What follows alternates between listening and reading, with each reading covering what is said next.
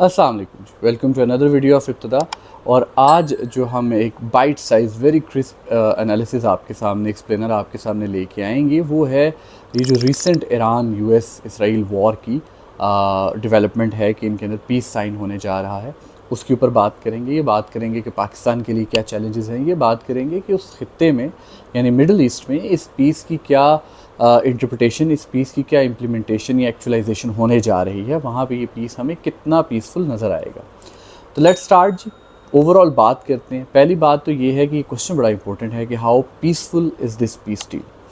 Late me tell you कि ये बिल्कुल भी पीसफुल नहीं है। अपेरेंटली तो हमें नज़र आ रहा है कि इसकी वजह से कॉन्फ्लिक्ट जो है वो रुक गया है और सूरत हाल बेहतरी की तरफ जा रही है, लेकिन ये बेसिकली परमानेंट सॉल्यूशन नहीं है, क्योंकि इसमें जितने भी प्लेयर्स इन्वॉल्व हैं उन सब प्लेयर्स का जो परमानेंट एजेंडा है, जो परमानेंट गोल है, जो वो पूरा नहीं हो चुका।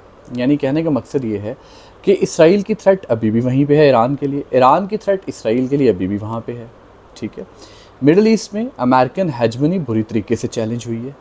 मिडल ईस्ट की जो बाकी स्टेट्स हैं उनका जो मिलिट्री इंफ्रास्ट्रक्चर था, उनका जो मिलिट्री आर्किटेक्चर था, वो बड़े बुरे तरीके से आप कह लें कि वो हिट हुआ है। उनकी सारी मिलिट्री लॉजिक्स बड़े बुरे तरीके से फेल हुई हैं। तो बात ये है कि इस गेम में जितने भी प्लेयर्स इन्वॉल्व थे उन सब के टारगेट्स, उन सब के ऑब्जेक्टिव्स इमीडिएट तो शायद अचीव हो गए हों, लेकिन इन अ लॉन्गर रेस अगर हम देखें तो वहाँ पे हमें किसी किस्म की बेहतरी नज़र नहीं आती, बल्कि एक पोटेंशियल थ्रेट नज़र आती है जो आइंदा आने वाले दिनों में हमें किसी भी वक्त एस्केलेट कर सकती है। एक और इंटरेस्टिंग बात जो इस पीस से रिलेटेड है वो ये है कि इसकी टाइमिंग बड़ी इंटरेस्टिंग है, क्योंकि अक्टूबर में हमारे पास इसराइल के अंदर इलेक्शंस आ रहे हैं, नवंबर में हमारे पास यूएसए के अंदर इलेक्शंस आ रहे हैं। तो इसराइल और यूएसए के इलेक्शंस, इनके रिजल्ट्स डिटरमिन करेंगे कि ये पीस कितना प्रोलॉन्ग करता है, ये पीस कितना टेंजिबल है, ये पीस कितना लंबा अरसा चलेगा, या ये पीस क्या क्या गारंटीज़ कर सकता है। ये बहुत हद तक डिपेंड करता है इन दोनों इलेक्शंस के ऊपर। तो ये इजीली कहा जा सकता है कि by the starting of the next year हमें नज़र आएगा कि इस खित्ते के अंदर 180 डिग्री पॉलिसी शिफ्ट आएगा और सिचुएशन बहुत ख़तरनाक भी हो सकती है। लेट्स सी, ये सब डिपेंड करता है उन इलेक्शंस के ऊपर, क्योंकि उन इलेक्शंस को जीतने के लिए ट्रंप को, नेतन्याहू को, दे नीड अ नैरेटिव, और उस नैरेटिव की बिल्डिंग के लिए they have to take some drastic measures. तो तीसरा इसमें एक बड़ी इंटरेस्टिंग बात है, और वो ये है कि जो ईरान का आइडिया ऑफ एग्जिस्टेंस था रेवोल्यूशन का, और जो रेवोल्यूशन एक आइडिया दिया था कि हम एक परपेचुअल स्ट्रगल में, हम एक हमेशा की रहने वाली स्ट्रगल में हैं अगेंस्ट इसराइल एंड यूएसए, वो तो अपनी जगह पे दोबारा साबित होगी, क्योंकि इस जंग ने ईरान को और कुछ दिया हो ना दिया हो, लेकिन ईरान के रेवोल्यूशन की एग्जिस्टेंस को रिडीम कर दिया। वहाँ का जो सिक्योरिटी माइंडसेट था उसको दोबारा एक एग्जिस्टेंस की रीज़न दे दी है। तो इस वक्त हमारे पास Iran as an emerging regional power versus एक already settled colonial power Israel के, ये कॉन्फ्लिक्ट अभी भी वहाँ पे है।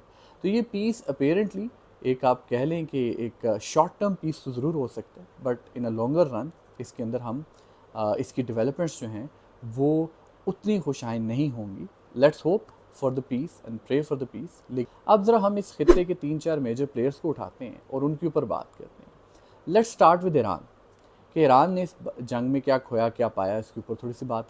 ईरान के लिए एक बात तो बड़ी वजाहत के साथ सामने आ गई कि threat is not neutralise yet, rather it is growing. यानी ईरान के लिए जो थ्रेट है वो अभी ख़त्म नहीं हुई, इसराइल की थ्रेट ख़त्म नहीं हुई, बल्कि वो ग्रो कर रही है। और वो ग्रो अपने इन्फ्लुएंस में भी कर रही है, वो अपने पॉलिटिकल स्फीयर में भी कर रही है, और मोस्ट इंपॉर्टेंटली वो जियोग्राफिकली भी कर रही है, वो थ्रू अलाइंसेस भी कर रही है। तो ईरान के लिए थ्रेट अभी ख़त्म नहीं हुई।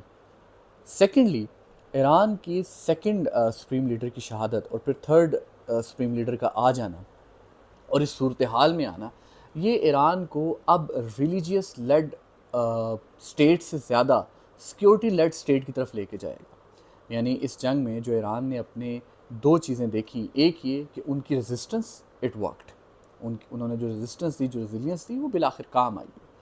इसका मतलब ये है कि ईरान फ्यूचर के लिए भी रेजिस्टेंस और रेजिलियंस प्लान करेगा। तो अब ये जो रेजिस्टेंस और रेजिलियंस प्लान हो गई है, इसके साथ एक और चीज़ कपल हो जाएगी, और वो क्या कपल होगी कि जो न्यू लीडरशिप है, वो लीडरशिप वेरी इंटरेस्टिंगली उसको IRGC हाईजैक करेगी। यानी कहने का मकसद ये है कि इससे पहले जो 2 लीडरशिप्स थी उनके पास आईआरजीसी थी, ये पहला लीडर होगा जो आईआरजीसी के पास होगा। तो जो ईरान के अंदर प्रोग्रेसिव या रिफॉर्मिस्ट स्कूल ऑफ थॉट है, जो पहले इस चीज़ के ऊपर एतराज़ किया करता था कि नहीं यहाँ पे ह्यूमन राइट्स नहीं हैं और लिबरल वैल्यूज़ आनी चाहिए और लिबरल डेमोक्रेसी आनी चाहिए, उसका ये वाला पॉइंट तो अब हमेशा के लिए ख़त्म हो गया, वक्ती तौर पे ख़त्म हो गया कि जो जो वेस्ट अलाइंस है वो सॉल्यूशन नहीं है, टूवर्ड्स वेस्ट सॉल्यूशन नहीं है, वेस्ट तो हमारा दुश्मन है, वेस्ट ने हमारा नुकसान किया है। अब उनके पास एक ही घूम फिर के एजेंडा रह जाएगा एंड दैट इज़ इकोनॉमी। और इकोनॉमी को वेरी इंटरेस्टिंगली इस पीस डील के बाद ईरान के अंदर एक इकोनॉमिक बूम की जो है वो चांसेस हैं, क्योंकि उनके एसेट्स अनफ्रीज होंगे, उनकी ट्रेड बढ़ेगी और वो as a regional power, as a regional hegemon की तरफ जो उनका सफ़र है वो भी जो है वो बड़ा अपेरेंटली इस चीज़ को अपलिफ्ट करेगा कि वो आइंदा आने वाले दिनों में इकोनॉमिकली कैसे बूस्ट करते हैं। लेकिन अगेन बात वहीं पे है कि अब ईरान का जो पॉलिटिकल माइंडसेट होगा वो सिक्योरिटी लेड होगा। अच्छा, एक और चीज़ जहाँ पे ईरान को बहुत ज़्यादा काम करना पड़ेगा वो है ईरान का साइबर वॉरफेयर, क्योंकि सेकंड सुप्रीम लीडर उनकी शहादत के अंदर भी जिस तरीके से एआई की मदद ली गई और जिस तरीके से आजकल एक डिस्कोर्स इमर्ज कर रहा है कि आइंदा आने वाले दिनों में एआई को यूज़ करके किस तरीके से स्टेट्स को हाईजैक किया जाएगा, साइबर हाईजैक किया जाएगा और एक बड़े हमले किए जाएंगे कि जिसके साथ ग्रेजुअली नहीं बल्कि एक लम्हे में या लख्त में पूरी पूरी स्टेट्स जो हैं वो कोलैप्स कर जाएंगी। उनकी इंटरनल कम्युनिकेशन और उनकी पावर सप्लाई, इस तरह की जितनी भी चीज़ें, इनको हाईजैक किया जाएगा और उसके अंदर एआई को बड़ा स्मार्टली यूज़ किया जाएगा। तो ऐसे में ईरान के अंदर अब साइबर सिक्योरिटी वो बहुत ज़्यादा उसको बढ़ाने की ज़रूरत है और ये एक मुख्तसर सा नक्शा हमने खींचा आपके सामने ईरान का। Let's move towards the gulf states के जो बाकी प्लेयर्स हैं इस रीजन के, मिडल ईस्ट के, उनकी क्या सूरत हाल। पहले तो हमें ये नज़र आता है कि इस खत्े के अंदर जो बाकी ममालिक थे उनकी जो मिलिट्री लॉजिक और जो उनकी मिलिट्री आर्किटेक्चर था वो बहुत बुरे तरीके से फेल हुआ।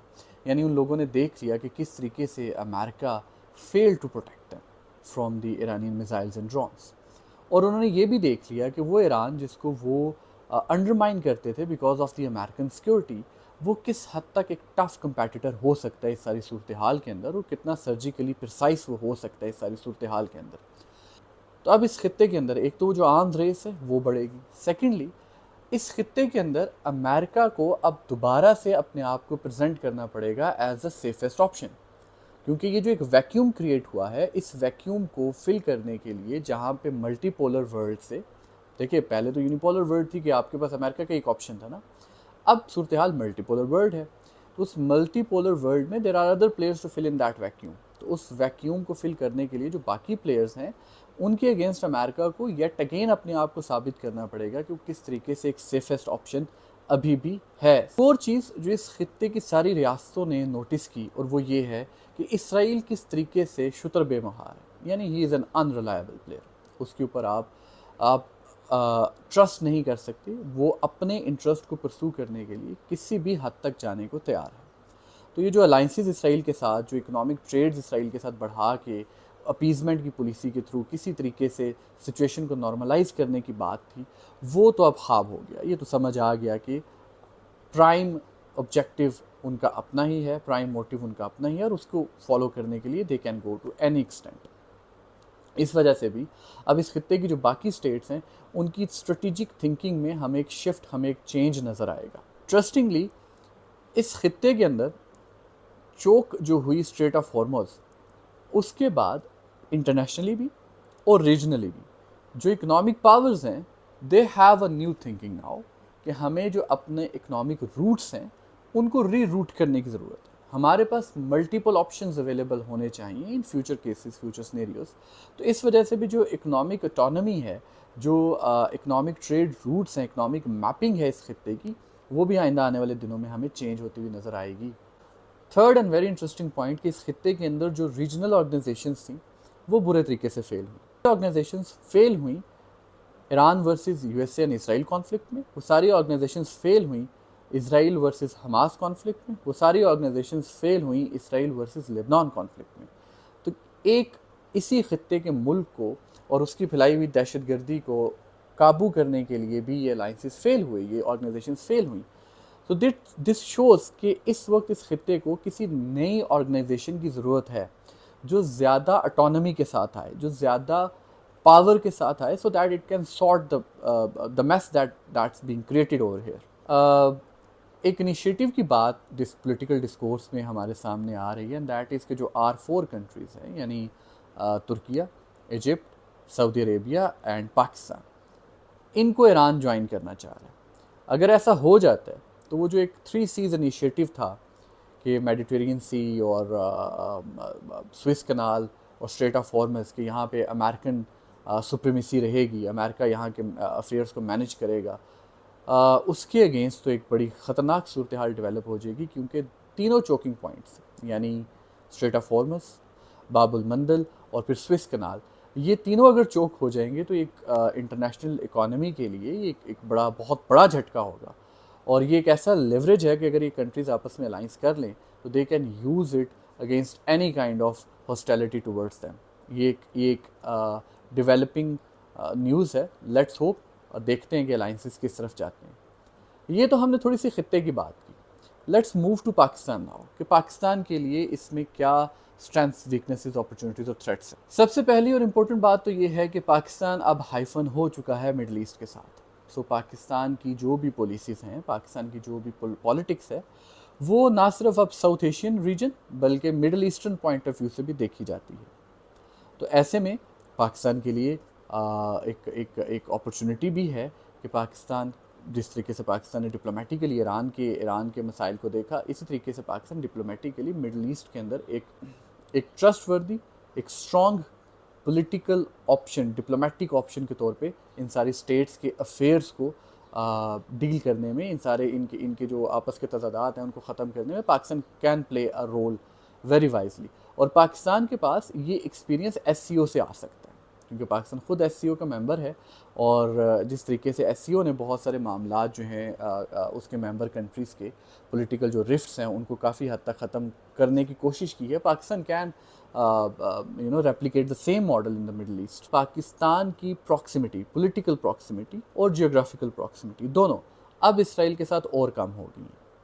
यानी कहने का मकसद ये है कि इसराइल पाकिस्तान के जियोग्राफिकल और पॉलिटिकल बॉर्डर्स के ज़्यादा नज़दीक आ चुका हुआ है। इसराइल का alliance with India and obviously Israel का जो स्फीयर ऑफ इन्फ्लुएंस इन दिनों बढ़ा, और ये जो स्टेट्स हैं गल्फ स्टेट्स, इनका जो इसराइल के साथ ताल्लुकात हैं उसको लेके, और पाकिस्तान ने जिस तरीके से एक रोल प्ले किया इस सिचुएशन को मिटिगेट करने में, तो पाकिस्तान और इसराइल की जो प्रॉक्सिमिटी है वो अब कम हो गई है। यानी वो ज़्यादा प्रॉक्सिमिटी में एक दूसरे के नज़दीक आ गए हैं। पाकिस्तान के पास एक बड़ी गोल्डन अपॉर्चुनिटी है कि Pakistan, the moment Iran gets the deal signed, Pakistan अपने एनर्जी डेफिसिट का जो है हल निकाल ले, और वो है ईरान पाकिस्तान गैस पाइपलाइन और ईरान से ऑयल।